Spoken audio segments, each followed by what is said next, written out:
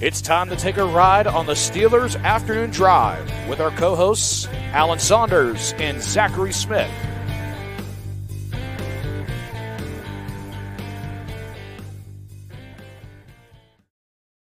Welcome into an episode of Steelers Afternoon Drive. I'm Zachary Smith. That is Alan Saunders.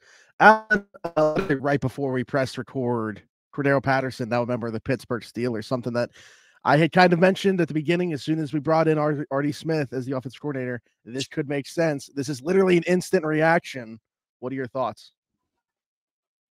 I was thinking that they were going to draft a running back. I thought that they would look for someone with some upside. Not that Cordarelle Patterson doesn't have upside, but he's kind of established as who he is. But when you think about the move, and it's sort of the topic that dominated today's owners meeting discussion was the change in the rules on kickoff returns. And what is it? 3 hours after Art Rooney told us, well, we were just kind of lukewarm on it, but we decided once we realized it was happening, we had to get on board.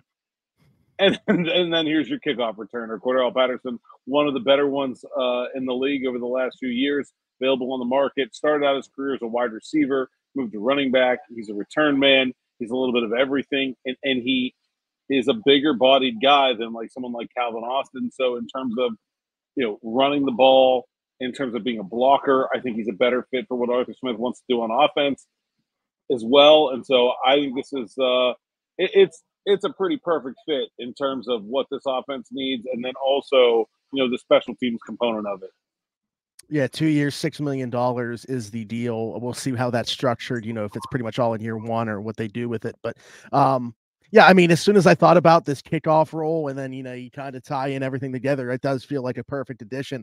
I guess the trickle down effect now is what I start to think about, whether it's, the role of Calvin Austin on this football team or, draft plans potentially being changed. Does this change them taking this type of player like, Malachi Corley, who they've shown interest in, kind of a similar player, if you will, in terms of the skill set that he brings. So would that change maybe some draft plans as well? Not that a 33-year-old Cordarelle Patterson should be dictating draft plans, but it just enters your mind a little bit. Yeah, and I think the combination of Cordarelle Patterson today and Quez Watkins yesterday certainly feels like whether or not Calvin Austin is on the team, his role is not going to be increased in 2024 compared to what he did in 2023, right? Like some people, he was a rookie, and then he had a second year. It was better than his rookie year. I think people generally thought, okay, well, this might be a year that he takes that next step forward. Sure doesn't seem like there's going to be the availability of reps for him to do that. It kind of seems like he's going to be pulled in as that kind of number 4 or 5 guy at receiver with Patterson. Technically, I think you could probably list him as a running back these days, but also playing a lot of those snaps as a slot H-back kind of type of guy where you're not going to be using a traditional slot wide receiver. So, yeah, I mean, I think that's my initial takeaway in terms of the impact on the rest of the depth chart is not a good couple of days for Calvin Austin. Right. Well, it's funny you say that about the running back thing because Adam Schefter's post about them signing Cordarelle Patterson literally listed him as a running back. There were some people that were putting kick returner / wide receiver / running back, but Adam Schefter, who was the first one that actually put it out, said running back. So I'll be interested to see what the role is like for him here. And again, what the domino effect is going to be like within the receiver room, or if there is going to be one there, but also within the draft plans. We'll see. But yeah, pretty active week for them now. And you look at Calvin Austin, would you say that he's probably the biggest loser the last 48 hours for the Pittsburgh Steelers? Yeah, absolutely. And, I think, not that they would get anything from trading him because I doubt that they would. But if you look at some of these young guys, right, like Calvin Austin, another one that I would call a loser here the last 24 hours, DeMarvin Leal was a guy that maybe kind of got lost in the shuffle defensive line. They lose Armand Watts, who's a former third-round pick. Reasonable expectation. Oh, this is going to be the year that he steps up into that bigger role. And then they go and get Dean Lowry from Minnesota. So, I mean, I think not a lot of I think there's not been a lot of votes of confidence in terms of young guys stepping up in those areas. So we'll see how things continue to progress. But, yeah, I mean, I think Austin and Leal and maybe to a lesser extent Isaiah Loudermilk, although he had a bigger role last year already than Leal did. But I think those are the guys where what the team is telling us is, not great. And obviously, I think this crosses off any chance of a guy like Godwin Igwebuike, having a role if he does resign. It seems like they've kind of moved on from him. Obviously, he's been a free agent. They could have brought him back, but it sure seems unlikely that's going to happen at this point. Anything else on Patterson? I know we can I was going to segue this into the conversation about the kickoffs and everything else, Art's comments. But did you have anything else on Patterson before we do so?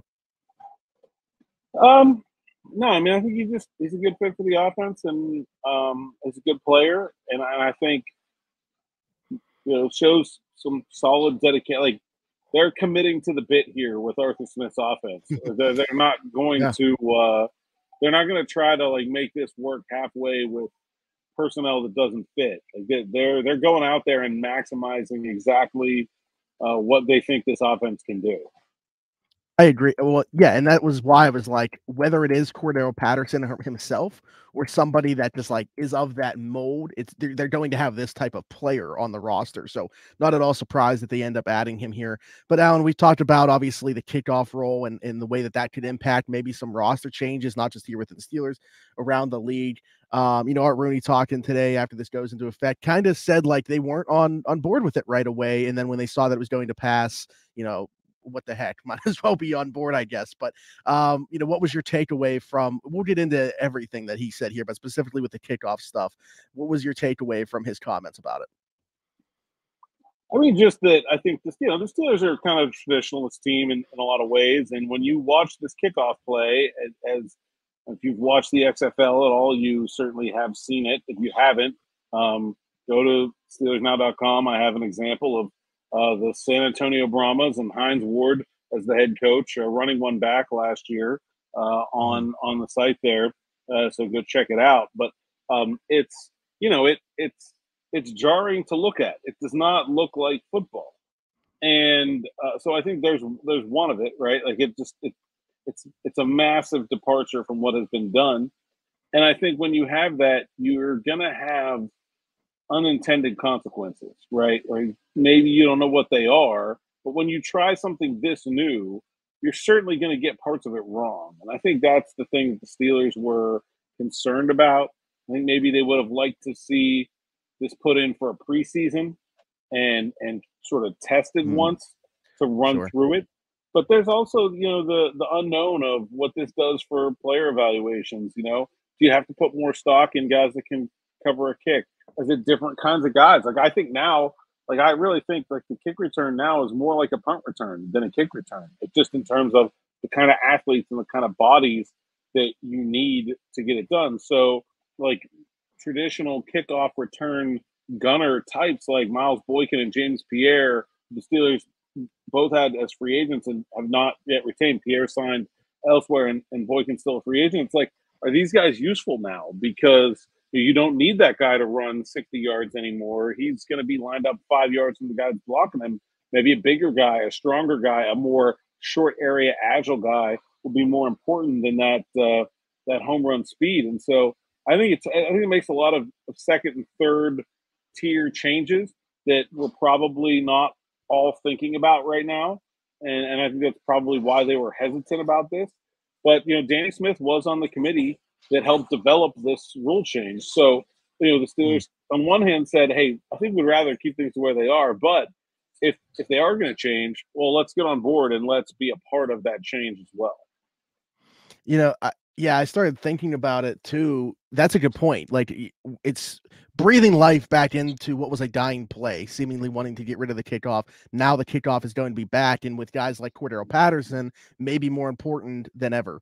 But you think about guys maybe losing importance, like you just said, with Miles Boykin, James Pierre, guys of that type. How do you feel about, and of course, we still have a ways to go before we know exactly what the special teams unit looks like, but how do you feel like the Steelers are equipped to deal with this change as it stands? I don't know that we know, right? I mean, I think that's a tough question. I mean, I like Danny Smith's creativity as a special teams coordinator. I think that's always been one of his strengths is that, like, you see when Miles Killebrew does some different stuff comes through unblocked, and they got Minka Fitzpatrick free on that one extra point in Cincinnati. He does have that sort of spark, that ability to look at a situation and come up with something that maybe nobody else is thinking of. And so I think that probably right away gives them a little bit of a leg up when you have someone like that with his experience, not to mention him being part of the creation of the rule. Also, I think, the other thing it's going to do is it's going to extend the careers of kickers, because you don't need to have a guy who's going to boot it in the end zone. In fact, you really don't want to boot it in the end zone. Now, if the kick goes into the end zone on the fly, the touchback comes out to the 30. So now that's like the worst thing you can do, except for kick it out of bounds. But it's nearly as punitive, right? It comes to the 40 if you kick it out of bounds. It comes to the 30 if you kick it in the end zone. So if you're a team that has a really good kicker, obviously the Steelers are with Chris Boswell, he's getting up there in age. He's been around for a long time. I don't think you now no longer need to be concerned if, as Boz gets into the twilight of his career here, that he's not going to be able to kick in the end zone anymore, and that's going to become a problem. It just lets you keep rolling the same guy out there. As long as he can get it to the 20, you're in good shape. Yeah, absolutely. And again, that's another thing that was kind of in the back of my mind. But yeah, it's going to be interesting to see how this plays out and what type of special teams players we look for. Because it was also talked about, like, in the fourth quarter, could you see Miami throw out like Tyreek Hill or Jalen Waddle or Raheem Mostert, Devon Achane, like one of those guys back there on a play like this? Oh, absolutely. Like, I think this is going to bring back some of star players being kickoff returners, because it's not going to be this play that has this extremely high level of injury rate anymore. It's just going to be like a normal play. And so, yeah, I mean, why wouldn't you put your best guys back there?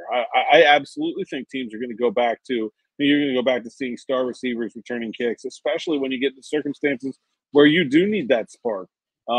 Yeah, I mean, I think it totally changes the dynamic. It's funny, Rich McKay, who's the CEO of the Atlanta Falcons, is the chair of the competition committee. He was talking about how, like, hey, we put Devin Hester into the Hall of Fame, and like you look at the game now, and like that position is basically gone. And I think it's very ironic because, look, I mean, Devin Hester was a great kickoff returner. No one is disputing that. But also, Devin Hester was allowed to be a great kickoff returner for a very long time because he wasn't very good as a wide receiver, right? I mean, like, if you remember from my era, like guys like Rod Woodson and Deion Sanders were really good kick returners that, as their careers progressed, their teams decided, hey, you're a little bit too valuable to be throwing you out there for a special. Well, Antonio Brown, right? I mean, Antonio Brown, they kept trying to replace Antonio Brown. Same thing. Did the same thing with Deontay Johnson, right? Where he returned punts his rookie year and then did a really good job, but then never again. I think you may kind of see teams do away with specialist returners and let their best players play on special teams. I absolutely think that could be an advantage for someone that takes that tack right away. Now, I mean, Steelers have minimal depth at wide receiver. I do think Cordarelle Patterson will be their kick returner, but if I'm Miami with that deep group of receivers, and the talent level, if I'm Philadelphia, another team that just has all these athletes there, absolutely, Seattle, absolutely, I'm throwing one of those guys out there for some kickoff returns. Yeah, and I'll be interested to see like the different types of formations and stuff. Like if you'll see two guys deep or something like that, the way that teams are going to kind of steam these up on their returns. So I'll be interested to see that. Again, it's completely new to the NFL. Obviously, if you've watched XFL, you've kind of seen what this could look like. But I'm excited to see it brought to the big stage now in the NFL and how it's all going to go.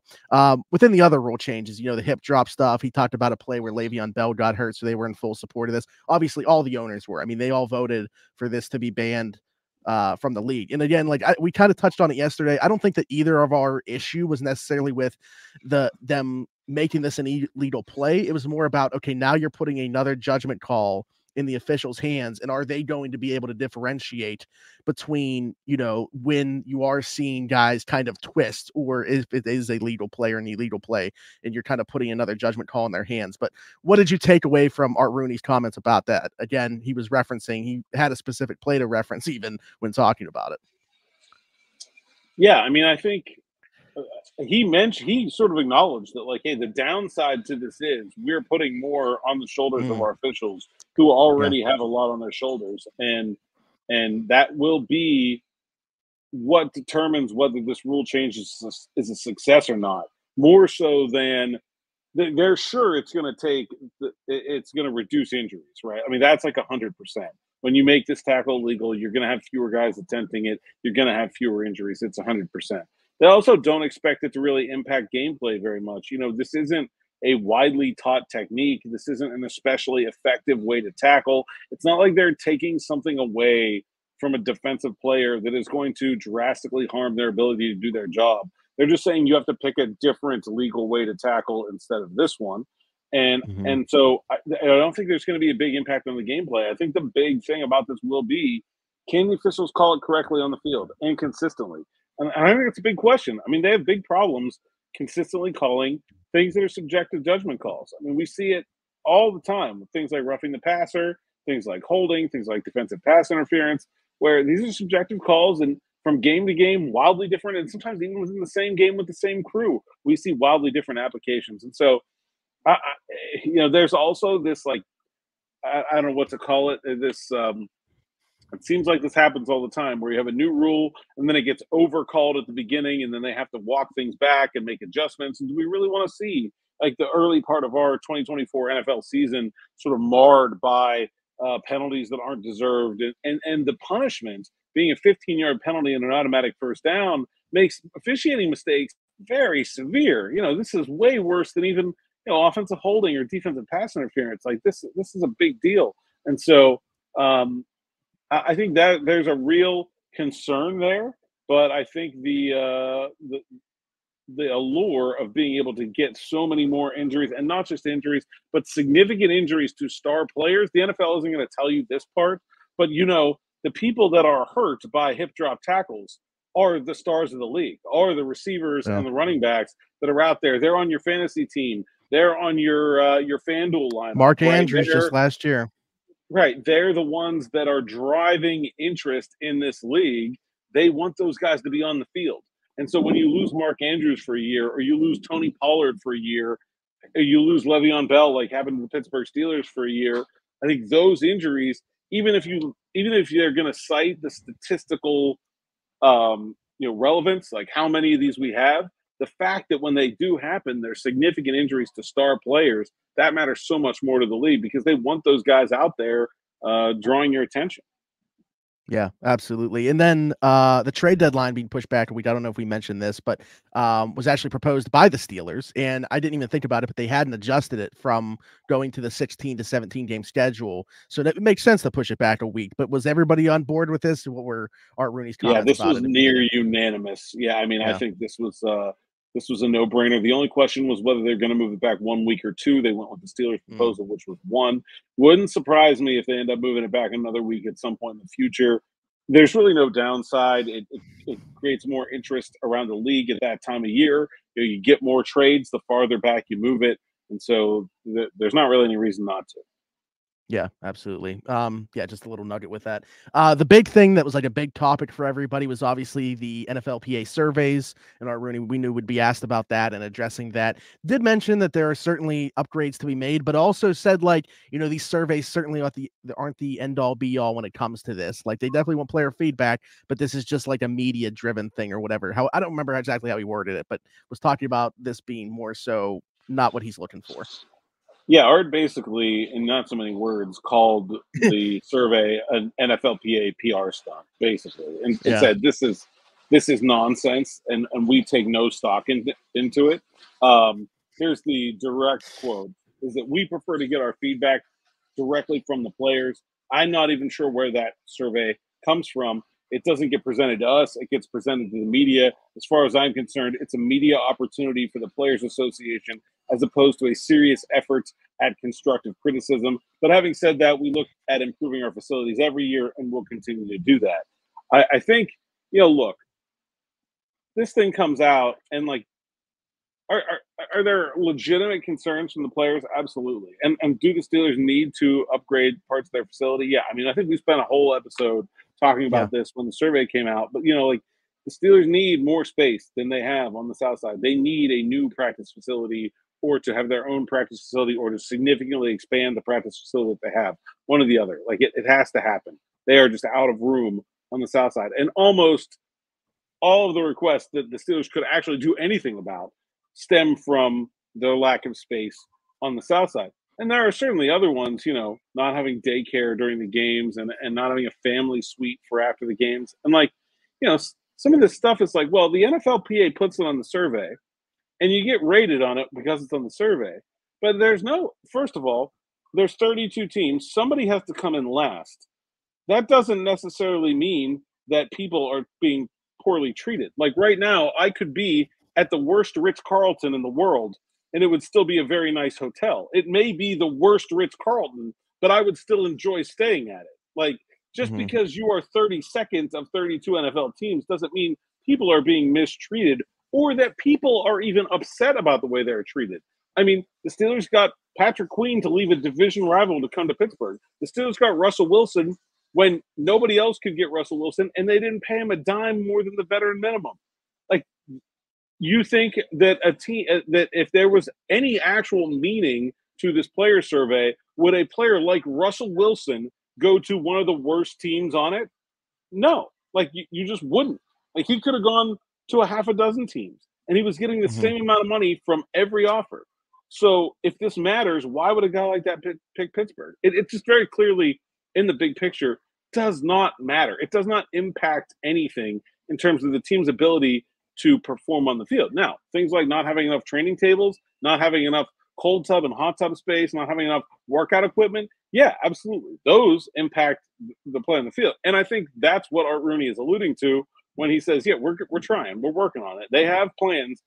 They have 6 years left in this facility on their lease. They're kind of stuck there for a little while. But, do I think Art Rooney is staying up at night because his millionaire players have to pay for their own daycare on Sundays? No, I don't think he cares one bit. Yeah, I heard that was like else. I was jokingly going to say I heard Russell Wilson was like a deciding factor. Like somehow he was able to convince Sierra, even without the daycare or family suite, to come to Pittsburgh. But no, and that's also like when players, possibly the most famous wife in the NFL, will be suffering through the Steelers' deplorable family conditions. Like, come on, give me a break. Yeah, and you see, like, when players leave, that isn't something that's like brought up as a reason why. You'll see, like, okay, they played me out of position, or obviously like a financial thing. Like, you don't really see players promised me something that they didn't deliver. I didn't get a chance. Whatever. Yeah, it's not going to be the family situation. Nobody is making decisions about what they want to do, where they want to be, based on the stuff that's in this survey. And so, in that regard, Art is absolutely dead on that this is a creation of the NFLPA to basically media shame the league into spending more money on stuff that players might want but absolutely don't need. Yeah. International game. The Steelers won't play in one in 2024, but Art did say he would expect them to play in one soon. We've kind of talked on here as if like very much possible that they could go to Mexico City in 2025. I think that's certainly on the table. But it seems like Art is also like very open to this and kind of wants it to happen as well. Yeah, I mean, so the Steelers have a league requirement that they have to give up one home game every 8 years to host an international game. I would be absolutely gobstopped if that does not happen in 2025. They have 9 home games. The stadium in Mexico City is currently being renovated. It's supposed to be ready. That may be the only sort of hiccup there, is that the stadium isn't ready. Maybe they would have to do something different. But if the Estadio Azteca is ready to go for the 2025 NFL season, I will bet a paycheck that the Pittsburgh Steelers are hosting a game there as the home team and fulfilling that once in 8 year requirement. But it seems like you said they're on board to go do this as much as the NFL wants them to, especially in terms of being the visiting team. I think the Steelers are pretty excited about doing that. I also think they would like to host a game in Ireland. Spent some time talking to the NFL vice president for international affairs, and his name's Peter O'Malley, which is funny because we were talking about Ireland. And, it seems like, Ireland is in the mix from the league's perspective. But I also brought up the idea, like, hey, the Steelers can just go. They don't need the NFL's permission to go take a preseason game there, or to even take a regular season game there if they want to give up another home game. Like, they can do that without the league. The league sort of decided it's going to expand. It's going to have 8 games a year now. They're having these sort of almost Olympic style bidding requests where it was Sao Paulo and now it's somewhere in Spain. Is it Barcelona? No, Madrid. Madrid is getting one also. And so, is Ireland going to be a part of that? And if they are, do they get picked? And even if they don't get picked, maybe the Steelers will just decide to go. They played a preseason game there before. I want to say like 96 or 97, something like that. It's been a long time. But they certainly, I believe, will play in Ireland and not in the distant future. And then they added this week to their international marketing agreements Germany, which they have decided that they want to play there too. I asked Art point blank. I said, "You have 3 international marketing agreements. Does that mean you want to play in all those places?" He was like, "Yes, it does." And now it's going to be a while. The other 2 are ahead, but it seems like they're also committed to playing in Germany at some point. And so, get used to the idea of the Steelers playing multiple international games over the next 5 or 6 years. Oh, I'm sure the majority of the fan base is going to love that. I don't know why anyone cares where the road games are. Like, is it different? Yeah, we talked about this on here before. I don't get it, but is it different to be in? Heck, is London far? I bet Dublin is about as far from Pittsburgh as Seattle is. Like, they can't be that different. Yeah, the difference is a passport. I would check the tape there. It can't be far if it is much farther. So, like, if you're from Pittsburgh, I think it's cool. Like, for away games, I'm cool with that. But I can understand some trepidation about traveling to a place like Mexico City. Obviously, it's not like some sort of classic American tourist destination the way London is, for example, or Berlin, right? This is not a place where a lot of people are choosing to spend their vacation time. And so in that regard, I can see Mexico City kind of being a drag. You also have to remember, the Steelers are overwhelmingly popular in Mexico. They have a huge, huge fan base. There was a survey on Facebook a couple of years ago. I don't know if it's still true, but this was maybe like 2018 or something like that. The Steelers had more Facebook fans in Mexico than 3 NFL teams had everywhere combined. Like, there are more Steelers fans in Mexico than there are Jacksonville Jaguars fans on the planet.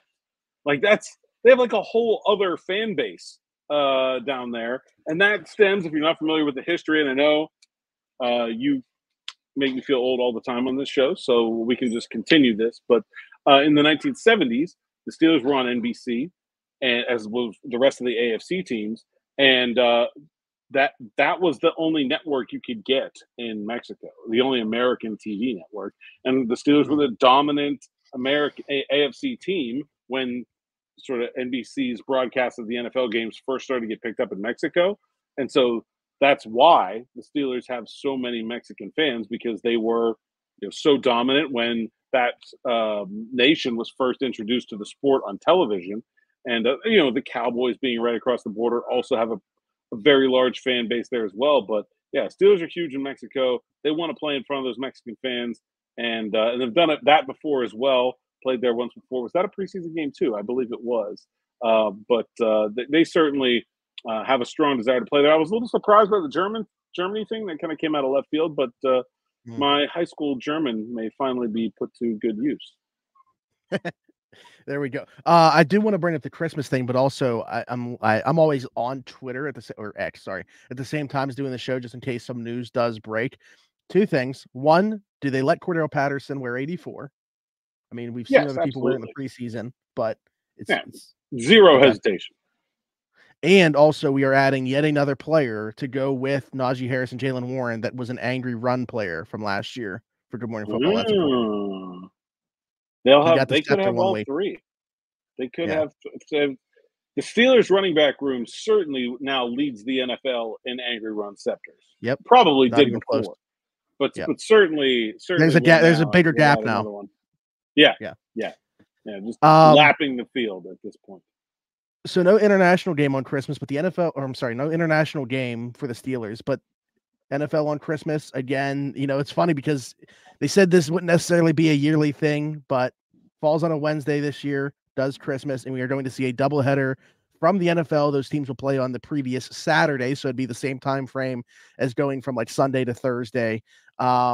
what are your thoughts on this? Because, you know, this is kind of taking the spotlight away from the NBA for people that are fans of both of them. Normally just having the NBA on Christmas. And do you think the Steelers would fall into potentially being one of those teams that we could see in this Christmas doubleheader? I think it stinks because I don't want to work on Christmas. Like, I hate it. I mean, personally. And I know there's a lot of, look, the NFL players are getting well compensated to play whenever the league tells them to play. And Art Rooney was very clear that, hey, we looked at the numbers and the ratings were awesome. And yeah, more ratings mean more money, but that's also our fans telling us this is when we want to watch. Like, you know, like that's business success. When you say, hey, we put the game on TV and 10 million more people tuned in, it's like, oh, this is what they want. But I think that's mostly the TV fans. Like, do in-stadium fans really want to go to a game on Christmas? I don't know. And I know who doesn't want to go to the game on Christmas? Stadium workers, the TV crews, the radio crews, people like me, police, security, and there's 1,000 to 2,000 people that have to be inconvenienced to put on a football game. They're certainly not going to be happy about doing this all on Christmas. So, I mean, I don't know. I don't like it, but I expect the Steelers to be heavily involved. They're a team that, on one hand, maybe not though, like because they are a team that'll draw a big audience, but it seems like that audience is so captive that you could almost put any game out there and it would do well. So I don't know which way they'll go with it, but yeah, I mean, I assume the Steelers will be involved, if not this year, at some point. And yeah, like you said, this was the day, like if they're going to do it on a Wednesday, then they're going to do it every year. Because Wednesday is the worst day to make the NFL schedule work, and they're still going to bend over backwards to do it. That means you can essentially assume that we're going to have NFL games on Christmas Day forever. Yeah, and I was looking ahead to the Steelers schedule. There's a lot of games that like could make sense. Like if they are trying to put like marquee matchups on in there. First off, obviously the division, but like you got Kansas City coming here, the Chargers come here. Obviously, Justin Herbert is a storyline of his own. Then the NFC East, you got the Dallas Cowboys, Steelers Cowboys could definitely make sense. The Broncos with Russell Wilson, that would be obviously in Denver, not in Pittsburgh, but Russell Wilson going against the Broncos. Like there's storylines to be had there with a lot of the Steelers games that make sense if the idea is for the game to also be a draw and not just we could put any game on Christmas and people will watch it. Well, I'll say this. I hope it's a division game. I think if you're going to play these, keep the travel short and get people back to their families as soon as you can. And also, like, it's at the end of the season. It's week 16. Like, this is when we want division games, right? And so I hope it's Baltimore, Cincinnati, or Cleveland. But I mean, I think that's, if you're going to sit down and watch a game like about two teams you don't care about just because it's the NFL game that's on, not talking about the fans of the teams that are involved, just a national audience. I mean, don't you want a great game? Don't you want Chiefs Raiders? Yeah. Don't you want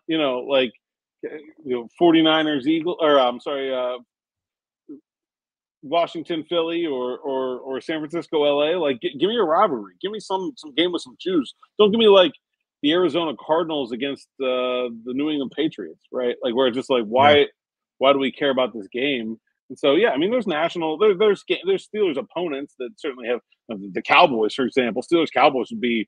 I think I kind of thought that game might be on Thanksgiving this year because they don't play that often, and but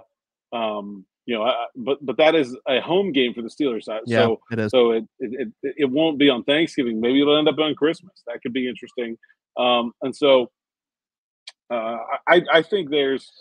I do think at least at first they'll try to put it a game of sort of national import there, and I think you're going to continue to see more of this. We saw the Black Friday game last year. I assume we're going to get that again. Yeah. You're getting 2 games on Christmas Day. It really wouldn't surprise me if you see so like this year, Christmas is a Wednesday. That means the day after Christmas, which is the day a lot of people have off work, is a Thursday. Now this year they're just going to have a regular Thursday night football game. Would it really surprise anybody if we get a 1 o'clock or 4 o'clock game that Thursday? Like, it just, I don't know. People are around. They're watching TV. Why wouldn't you? Sure. Yep, absolutely. I'd rather play that day than on Christmas. What about like New Year's Day? Obviously, a week after Christmas. I think they have some détente with college football about New Year's Day specifically. Yeah. Right. But there isn't that. I don't know what the college football playoffs plan is now that they're expanding, when those early round games are going to be, if they're trying to pick a spot in the calendar that they can really dominate and make their own. But there certainly is not anything like that right now that's keeping the NFL from putting down some stakes around Christmas. Yeah, absolutely. All right. Well, there we go. Great conversation with Alan from the league meetings down in Orlando, Florida again. Alan, tell the people where they can find you. At the Other than pool. Ritz-Carlton. Yeah, the pool. It's warm. I'm sweating a little bit here. I don't know if you can tell. Saunders _ PGH Steelers Now, SteelersNow.com. Got all the stuff from Art today up there at the top of the site, plus Cordarelle Patterson. Derek's working on some Quez Watkins film. Yeah, all kinds of good stuff coming. Yeah, and if you watch Derek's stuff on YouTube, by the way, you can thank me for the thumbnails that I've been doing for him. So send that love my way, not his, just so everybody knows. Like, subscribe, hit that notification bell here. Hit us in the comments. Let us know what you think about the Cordarelle Patterson edition and all the, obviously, roll stuff, your opinions on that as well. Hit us with questions for future episodes. Leave us a 5-star review if you're listening somewhere else, Apple, Spotify, wherever you get your podcast from. You can find the Afternoon Drive there. I'm Zachary Smith, PGH, for Alan Saunders and myself. Thanks for jumping in and taking another ride on the Steelers Afternoon Drive.